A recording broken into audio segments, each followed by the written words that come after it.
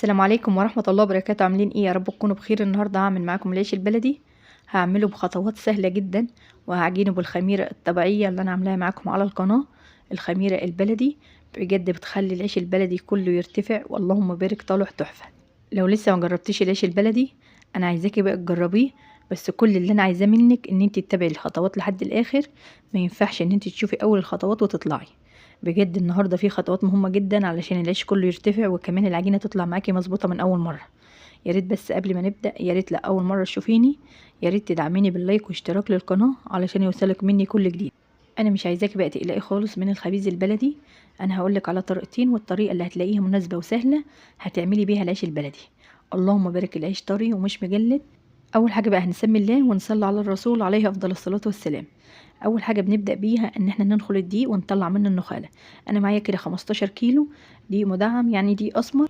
لو حابه تخلطي مع الدقيق الاسمر دقيق زيرو او دقيق قمح، العيش البلدي هيطلع معاكي تحفه. ولو هتعملي الدقيق الاسمر وحديه يبقى خلي بالك بقى من خطوات العجين. انا ضفت هنا معلقتين كبار ملح. ولو هتعملي بخميره فوريه هتضيفي معلقتين كبار وتقلبيهم، وبعد كده هتضيفي الميه. انا هعمل النهارده بخميره بيره من اللي انا عاملاها معاكم على القناه. انا مربيه خميره من بالليل عشان اصبح اعجن بيها، وهقولك ازاي ربيت الخميره. بس في الاول كده انا ضفت الميه بالتدريج، يعني في اول العجين انا مش عايزه العجينه طريه قوي بتتلزق. انا هفضل اضيف ميه لحد ما الدقيق يختفي معايا. اول ما الدقيق بيختفي بوقف ميه خالص، علشان انا عايزه اعجن العجينه على اليابس، وبعد كده اضطر فيها واحده واحده. انا عايزاكي بقى تمشي على نفس خطوات العجين لو عايزه تعملي العيش البلدي ويطلع معاكي مظبوط. يعني انا لسه في الطشت فيه دقيق من تحت، بس انا بلت العجينه زي ما قلت لك على اليابس. كل ما لتها بقى على اليابس كل ما العجينه هتطلع معايا مظبوطه على طول. يعني لو عجنت العجينه طريه وبتتلزق معاكي هتلاقيها هتاخد معاكي في وقت في العجين وتغلبك. واحنا عايزين بقى في الشتاء ان احنا ما نطولش خالص في وقت العجين علشان ما يتطرش معانا، وكمان يبرد ويبقى فيه نفطه واحنا بنخبزه. الخبيز البلدي بحب ان انا اربي له خميره في الشتاء علشان ما يبقاش منفض خالص معايا. باخد بقى خميره من اللي انا عاملاها بميه ودقيق، عاملاها معاكم على القناه. باخد منها كده 3 معالق كبار، وبرب خميره من بالليل. وتاني يوم بصبح اعجن بيها، هتساعد معايا بقى ان هي تخمر العجين وتطلعه معايا بسرعه. رجعت بقى ضفت الخميره وطريت العجينه شويه شويه. ما نطريش العجينه مره واحده علشان العجينه ما تتقطعش معانا. يعني نعجن العجينه كده واحده واحده، وننزل بالميه والميه تكون دافيه، ونعجن في مكان دافي. وكمان ما نطولش في وقت العجين علشان العجين ما ينفصش معانا. الشتا ليها خطوات ولازم نلتزم بيها. يعني ندفي العجين وما نطولش في وقت العجين، وكمان نخلي المية دافية. المية لو بردت واحنا بنعجن نقوم نخليها تبقى دافية، ما نخليهاش باردة علشان العيش يخمر معانا بسرعة، وكمان ما يكونش فيه نفطة. ونعجن العجينة بقى مظبوط وان شاء الله هيطلع معانا تحفة. انا بعمل العيش البلدي بطريقتين، عملته معاكم بالمطارح وعملته كمان من غير مطارح. لو ما عندكش بقى مطرح ولا فرن، هاتي الدقيق وهتجنيه مظبوط. يعني ما تخليش العجينه طريه قوي ولا يبس قوي، خليها كده عجينه في الوسط. وبعد كده بالنشابه وتفردي الرغيف وتسيبيه لما يخمر. بعد كده هتحطي بقى المصفى على عين البوتاجاز وتخبزي العيش البلدي. العيش كله هيرتفع، واستحاله ان الرغيف ما ينفخش معاكي خالص. الفيديو موجود على القناه، يا ريت ترجعي تشوفيه. كل اللي بيجربه بفضل الله بيشكر في طريقته، لان طريقته سهله جدا للناس اللي ما عندهاش مطارح ولا فرن. وكمان اللي ما بيعرفش يريح هيقدر يعمل العيش البلدي من غير ريحه خالص. الطريقه بقى اللي هتلاقيها سهله ولا تعرفي تعمليها اعمليها. بجد عيش المصفى تحفه جدا، وما يتقارنش خالص بتسويه الفرن، لان العيش كله بيرتفع وكمان سواه بجد تحفه. شايفين بقى شكل العجينه في الاخر يا جماعه؟ اللهم بارك، العجينه ناعمه واتخدمت وطريتها كده واحده واحده. وبحب كمان ان انا اطربخ العجين علشان العيش ينفخ. لو مش هتعرفي تطربخي شيلي واخبطي شويه في العجين لحد ما يعمل معاكي فقاعات كده في قلب العجينه. بس يا ريت ما تكتريش علشان ما يتهواش معاكي ويبرد معاكي وكمان ينفض.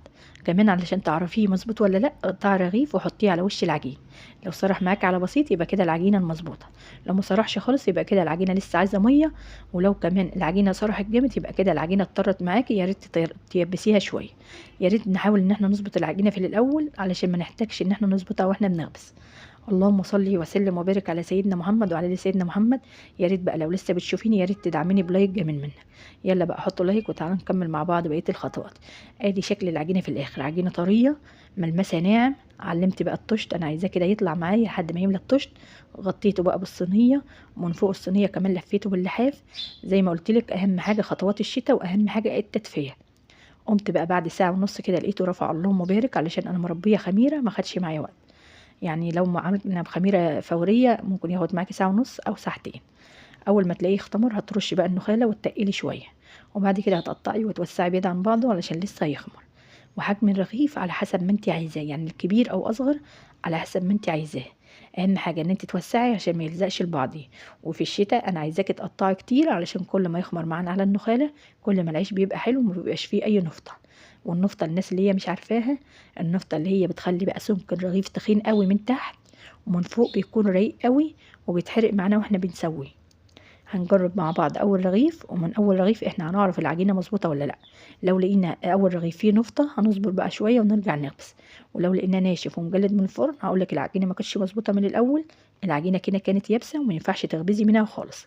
هتعملي ايه؟ هتقومي بقى تلمي، هترحيه تاني على المطرحه وترجعيه الطشت تاني وبميه دافيه وتطري العجينه شويه. ولازم بقى لو مبتدئه لازم يكون معاكي مطرحتين مش مطرحه واحده علشان تعرفي ترحي، وكمان العجين ما يتلزقش معاكي على المطارح. وكمان يكون معاكي طبق كده خلطة فيه شوية نخال على شوية دقيق وترشي بيهم المطارح، بيساعدوا بقى ان الرغيف ما يلزقش خالص. يا ريت بقى تمسكي المطرحة من تحت اليد، هتخليكي تعرفي تريحي وهتسهل معاكي ان انتي تعرفي تحركي الرغيف من على المطرحة. ولو لسه مبتدئة مش شرط خالص ان انتي تكبري حجم الرغيف، اعمليه على حسب ما انتي عايزاه. اول ما تتعلمي تقدري بقى تكبري الرغيف. هنرمي بقى اول رغيف، وانت بترمي كده وطي الشعل شويه علشان ما يتلخبطش معاكي لو انت لسه اول مره ترمي. وعودي على حاجه عاليه يعني علشان تعرفي ترمي والرغيف ما يتلخبطش معاكي. اللهم صل وسلم وبارك على سيدنا محمد وعلى ال سيدنا محمد. شايفين بقى الجمال من اول رغيف؟ اللهم بارك، العيش كله ارتفع. انا كده هكمل خبيز علشان اللهم بارك طالع معايا تحفه. لو لقيتيه بقى منفض اصبري عليه شويه وارجعي اخبزي. وزي ما قلت لك لو طالع مجلد وناشف معاكي من الفرن لمي العجين تاني ورجعيه الطشت وبنص كوبايه ميه وطريه وسيبيه نص ساعه يختمر، وبعد كده قطعي. ان شاء الله هتيجي تخبزي هيطلع معاكي مظبوط.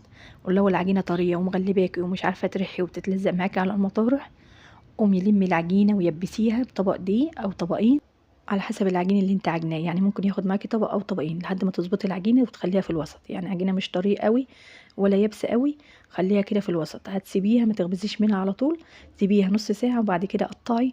ان شاء الله هتيجي تخبزي هيطلع معاكي تحفه. هتظبطي بقى العجينه في حاله لو مش مظبوطه معاكي من الاول، يعني معاكي كذا حل كده لو العجينه لقيتيها مش مظبوطه وانت بتخبزي.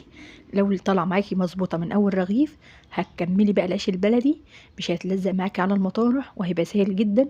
ويا ريت بقى تمسكي المطرحه من تحت اليد ويكون معاكي مطرحتين، ان شاء الله هتعرفي ترحي وهيطلع معاكي الرح سهل جدا. وشايفين بقى الجمال؟ اللهم بارك. غير ريحه العيش البلدي، اهم حاجه ساعه ما تسوي العيش البلدي بتديريه لحد ما الرغيف كله يستوي معاكي مظبوط. يعني ما تطلعيش الرغيف ما استواش جنبه وجنبه، لا، اديريه لحد ما يستوي زي ما انت شايفاه كده. اللهم بارك. بعد كده انا خلصت الكميه كلها فرشتها على ملايه، هسيبها بقى لما تبرد وبعد كده هقطعها وافرزها. لو عامله كميه كبيره بعد ما تبرد خالص فرزيها وشيلها في اكياس. اللهم بارك هتطلع معاكي بقى تحفه. والعيش اللهم بارك طري. بتمنى بقى ان يكون شرحي بسيط، واتمنى ان تعملي بلايك واشتراك للقناه.